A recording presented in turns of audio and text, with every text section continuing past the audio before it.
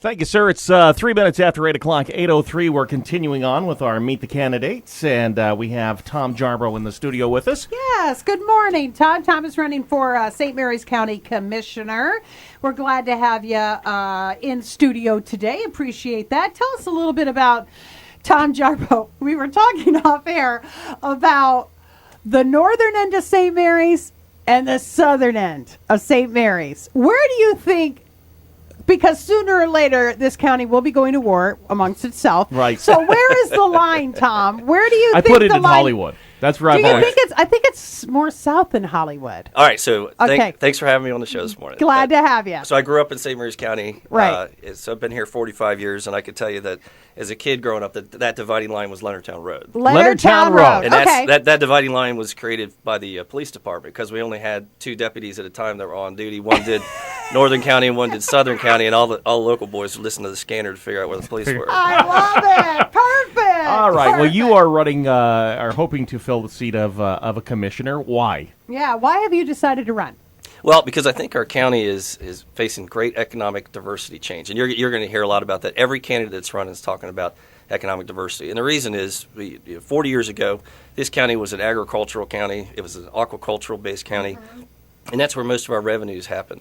And there's two things you can do with economic diversity. You can be reactive, and you adjust based on economic conditions, or you can be proactive and pick your future. And I'd rather be proactive and pick the future for St. Mary's. Right. Right. So if you go back, you look at, the crab population went down. We had two major diseases wipe out a lot of the oysters. Yeah. The fishing population was severely reduced, but we had a reactive opportunity. We had a big BRAC, which moved Navair headquarters and the folks from Westminster, Pennsylvania down here. And so in the last 20 years, we've been very successful economically because we have this vibrant federal dollar program down here. Right. And all these tenant commands aboard Patuxent River Naval Air Station. That has been fantastic for us as far as pumping money into our economy. The challenge, of course, is we're in the middle of DOD reductions. Sequestration, which was never, ever going to actually be executed, is absolutely being executed. We're heading on year 3. And our county is so reliant on that machine now that 85% of our economy comes from there. So if 85% of your economy is coming from one source, Yeah, it's not good. it's not diverse. So you need to think forward on, well, how are we going to diversify the economy? And unfortunately, it's not something you do overnight. It takes proactive planning. So the reason I decided to file to run is because I'm not a tactical kind of guy. I'm a strategic thinker. And I'd like to put a milestone out and say, what is St. Mary's County going to look like, say, in 2020? It's a nice round number. Okay. Sure. Good. Figure out what we want to have our county look like. If we want to have an economically diverse profile, what does it look like? And then work it backwards to today and figure out, well, what steps do we need to take to do that? Okay. And what So, steps do we need? What do we need to do? take? Right. Well, quite clearly, right now, St. Mary's County does not have any type of business incentivization program for entrepreneurs to come out. Oh. Now, what exists on the base today are a lot of technologies in a group called the Technology Transfer Office that are patentable technologies that are the military, the Navy, would actually like to see commercialized. And what you need is entrepreneurs to come out and say, I'm interested in taking this and I'm going to build it into a product that I can sell commercially, not only in the United States, but abroad. And we can do that here. We have great technology. It's been done successfully in other areas of the state, but we have no business incubation program. But I will give credit, we're starting. We've just laid the seeds by getting that University of Maryland system to come down and build that third building at the Higher Education Center. Because instead of classrooms alone, it's going to have lab space, and it's also going to have incubation capabilities for small business. That's So, high tech. When I'm thinking of business in Southern Maryland and growing business in Southern Maryland, I'm looking at, in my mind's eye, I'm looking at businesses starting here and serving the area in whatever capacity. You're more focused on, and if I'm wrong, correct me, Okay. but you're more focused on maybe international business, things like that. Well, that's my background. Yeah. So, of course, I lean that way. It's interesting because throughout the state we have all kinds of international programs like foreign direct investment, which actually brings money into different counties like Howard County, Baltimore County, Montgomery County. We're not ready for that here in St. Mary's yet, but we could be. Well, we could be. Absolutely. And I'll tell you, if you think that St. Mary's hasn't changed in 40 years, look outside the gate. Right outside Gate 1, we have an Israeli-based company now. I mean, there's Portuguese speakers, we have Spanish speakers, Italians. There's a lot of international business that actually occurs here in St. Mary's County. Right. But a lot of it is related to the technology that's on the base. Okay. Well, that's interesting. And listen, I'm all for, and I always kind of hedge this a little bit. I don't want to sound like I'm bashing the base because that's not the case. But you're spot on correct. 85% of this revenue is somehow tied to the base, and that scares me. I mean, it worries me long term because you never know. I mean, they may downsize, they may move, things can happen, and that would just be devastating to this area. We need to have some kind of something going on that would offset that. I don't know if you can ever offset it entirely, but at least cushion the blow a little bit. And can I just enter this into the fray too? I appreciate technology and I appreciate the jobs like the UAV thing that's going on down at the airport and the higher education center. And I guess nobody's going to say it because everybody says we need to grow jobs here, education. There are people who are never going to have a college degree. Absolutely. There are thousands and thousands of people in St. Mary's County that need a good paying job, manufacturing. I don't hear anybody talk about manufacturing. Amazon has their new warehouse up in Baltimore. Why not St. Mary's County? Why can't we get something for people who are not going to ever be in a technology-driven environment? Those are the people we have to think about, too. Not just the people with their doctorates and their masters. We need to think about the people who need to take care of families that don't have a college degree. So the answer to that, quite frankly, lies in light manufacturing. But to get into that category, you really need to incentivize people to start bringing some of these technologies and commercialize. I'll give a great example. Please. I have a customer that I work with right now is in Mount Airy, Maryland, and they do very high-end, sophisticated surveillance equipment. Okay. The people who built that company are high-end PhD level folks that knew how to create these products, but their workforce is anything but high-end. It's not. There's many of their workers are high school diploma GED folks, and they have a light manufacturing assembly. They're soldering. They're putting glass in. They're wires and stuff. And they're doing this right now. They're doing it on a farm in Mount Airy, which is between Frederick and Baltimore. With no government intervention whatsoever. This was what they created on their own. Well, but Carroll County, which is not that far different than St. Mary's in many respects. It's rural, right? And their government has seen this and said, hey, we could build this. What would it take for this to grow from a 15, 20-person manufacturing company to make it a 200-person? And quite frankly, it's investment. And the private family doesn't have enough money. I mean, it's on their farm right now. Yeah, right. But now the county's looking at giving them a parcel of land that belongs to the county to build a manufacturing space so that they can expand operations. Well, and there forward you go. thinking. There you go. That's it. Think about where you want to be. And don't react to what the conditions are currently. Okay, we just got off the air talking with Matt Morgan. Let's talk about teachers. Are you ready to delve into a little bit of education and the way money has maybe been mismanaged and now it's managed perfectly, I guess. We're in the black, but what is your relationship with educators in St. Mary's County? What are you hearing when you're out at the fairs and stuff? I'm sure you're getting a lot of teachers or educators coming up talking to you about their woes. What are you hearing out there? Absolutely. As I had the opportunity to meet with not only the teachers but also with the union leaders, and we talked. And, it was an interesting dialogue because one thing that I've noticed is there's this very combative relationship. Very combative, yes. Yeah, you're spot on correct. And the problem is if you don't bring down the combativeness and have just a conversation on what the problems are, you tend to dig into your hints, right? It's just not productive. So one of the things I talked to the teachers about was let's look at where you want to go. Again, this is the proactive approach. Yeah. Where do you want to be? What does your classroom look like in the future? Right. And not surprisingly, a lot of them, reluctantly, a lot of teachers love the books. They want to keep the books and papers and the chalkboard.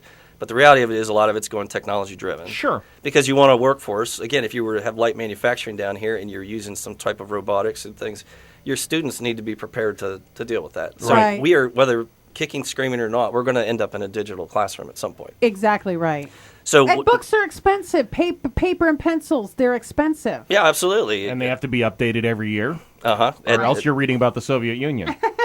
Exactly right. Or man may take off to the moon one day. Yeah, right. Exactly. So you have to think about the relationships in a community that would help, that you need to put in place to do that. As an example, so let's say tomorrow we snapped our fingers and there were no more textbooks and every kid had an iPad or a laptop, or are you going to be able to do that? Does the county have the money to do that immediately with all fell one swoop? No, of course not. The other thing is if kids go home and they don't have computers, they don't have bandwidth, they don't have all that infrastructure that's required to do, so you give an assignment, how are they going to do it? Well, that's when you start looking at maybe we need a fourth library, but where do you put the fourth library? Right. You don't put it on the cheapest land you can find in St. Mary's County. you make circles of community centers, and you say, where does it make sense to put the library? Exactly. And if the libraries, if you've gone into them nowadays, that the amount of paper has gone down. What's gone up is the technology. The Of course, computers, right. And they're all filled. People, there's always somebody. Try to get a seat at one, right? I know it's very difficult, right? You're not going to get that homework done. You're So- not going to find a seat. I've asked every candidate this, and I've consistently got pretty much the same answer, but term limits. Now, they have term limits for county commissioners, right? Yes, they do. And what is that? It's 3. 3 terms. Okay. All right. So that solves that problem then. Look, we're solving problems all over the place. How about and that? I think it's a great idea. I think it's a great idea. Because I think Matt made the statement earlier, you run out of fresh ideas. Well, you do. And I mean, if things get, a little stagnant and you get the same people in there, I think that's good. So if you got a crystal ball and you're looking, one of the problems I have in not just St. Mary's County, but Southern Maryland is the infrastructure. How do we fund that? We need Now listen, more roads, more bridges, more everything. you've been here since God was a boy, so tell me about FDR. How long have they been talking? The 40-year long construction project called FDR Exactly. Boulevard. What's the problem there? What's the problem with FDR? Why can't we get it taken care of? The problem with FDR is that it's been built in chunks by trying to get the costs offset by builders coming in the area and trying to develop certain areas. So what they've done is they stuck it on the backs of the developers. Hey, if you want to build in this particular area, you need to build this section of FDR Boulevard. And so what you end up with is just go down 235 sometime and look at the way the FDR Boulevard is put together. You'll be coming along and it'll be like perfect road, and then there's 100 yards of grass. Right. And it goes through a ditch and a wetland, and then it pops back up, and there's more FDR Boulevard. Exactly. I hear people say all the time, it's the road that'll never get done. It needs to get done. It needs to be completed.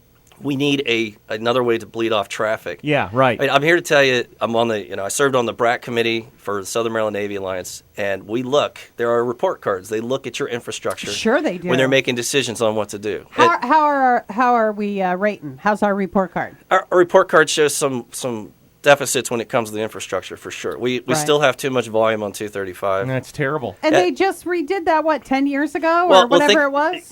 BRAC's a good point here. I mean, 1995, we won from BRAC, right? We got a whole bunch of work came in, but it was reactive. And if you lived down here then, you know that when you left base, everybody left at the same time. You got on a 2-lane road, and it could take an hour to get to Leonardtown from Lexington Park. Right. Yeah. So we put all this construction together, and when they did the BRAC development up off Fort Meade, they used the St. Mary's County model as how to prepare in advance, so you're a little more prepared when it happens. Really? So they did some infrastructure as the BRAC was getting ready to come in instead of after everyone's arrived and you've got to deal with it. So you got a successful business, you got employees. I'm sure you got your hands full. Why county commissioner? What got you up one day and you said, you know what, I'm going to run for office? Well, because as Heather said, I've been here since God was a boy. I love this county, and I feel a moral obligation that if I see an opportunity to help look at a more proactive approach, that we should do it. It was very concerning to me. A year ago in July, there was an open statements by some of the county commissioners, and one of the reporters asked who's coming back and who's not, and they very honestly, 3 of them said, I'm not coming back. So, right. You got 5 county commissioners, you need 3 to get a vote passed. Right. And you got 3 vacancies suddenly. And what I didn't want to see was, well, let's do a popularity contest and see who gets in here. What I wanted to see was, let's get people in there who have business acumen. They understand that signing the front of the check and it's your business, you think about it twice to make sure the ROI, the return on investment you're going to get, makes sense. Not just signing the back of every taxpayer's check and saying, well, okay, let's put some money over here. It sounds like a good idea. So very thoughtful in how you spend money. The second thing is, if 85% of your current economy is behind that fence line, you better know what's behind that fence line. I'm intimately aware of all the high-tech work that goes on behind that fence line. Tell us about it. I can tell you about some of it. There's great stuff going on. I can tell you about some of it. Yeah. Not all of it, but some of it. I mean, when a lot of people think, the days where kids who played with Xbox would be like the perfect kid to come out into the community because, unmanned systems, we use joystick controllers. Yeah, right. Well, we've moved beyond Our that. kids would be able to. Do tell, we moved beyond that. Yeah, we've moved beyond that. We do have some that are controlled like that in a drone capacity, but we're looking at autonomous systems, and people don't understand the difference between Like the an autonomous Well, very similar. Yeah. Hopefully it doesn't go crazy like the police models they had. Mm-hmm. But an autonomous aircraft can take off and fly a mission that's pre-programmed, and it can interact with its environment without human intervention once it's airborne. So we were talking intelligence that it's on its own. So it's Skynet, is what you're saying. Terminator. It's Skynet is what they're building behind the fence there down at the base. Skynet. Well, they were forward thinkers, weren't they, when they put those two together? I mean, seriously. Right. All right, listen, we got a couple minutes left here. His name is Tom Jarboe. He's running for county commissioner. What would you like the people to know about you before they head in there and pull the curtain and hit the little button? Well, I come bringing what I think is balanced leadership. I have the experience of being a business owner. I have the education. I have a master's degree in business. And again, I know what it takes to actually run and balance a checkbook. I think that's really important. But also keep in mind, when I was a kid growing up in the early 80s, I had a waterman's license. I understand agriculture. We used to cane tobacco. I know where our heritage is from. I know what we exist with today and the job requirements. And I'm a visionary kind of guy, and I'm thinking, where do we want to be in 2020? Let's figure that out. Let's make a plan and do it smartly. My goal is let's be proactive about St. Mary's County and not reactive to the economic woes. Sounds good. All right, listen, if you like what you hear, his name is Tom Jarboe. Remember him when you go to the polls and vote accordingly. 19 minutes after 8 o'clock, 8:19. Thank you, Tom. Thank you for you coming guys. in today. We appreciate it. Let's get a check of traffic, see what's happening on the road. This traffic brought to you by the good folks at CareNet Pregnancy Center of Southern Maryland, online at carenetsomd.org.